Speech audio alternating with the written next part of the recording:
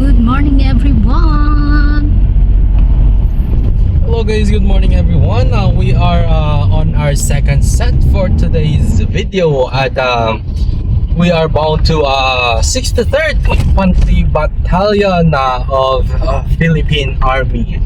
So ayun, papunta tayo ngayon sa Barangay Girang, Pasay Samar sa kampo para po i-surprise si Sir Ronald sa kanyang kaarawan.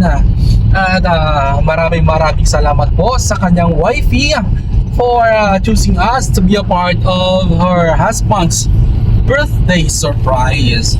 So ayun, maraming salamat po Ma'am Isabel Angela.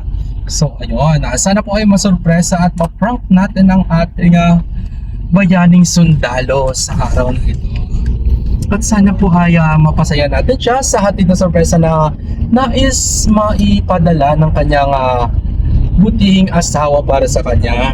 Ang set of surprise package nga pala natin ngayon for today's video ay one cake, tapos may 20,000 worth of money bouquet, tapos yung balloon natin ngayon ay camouflage combination of green, mint green and brown color to represents the color of our hero Philippine Army.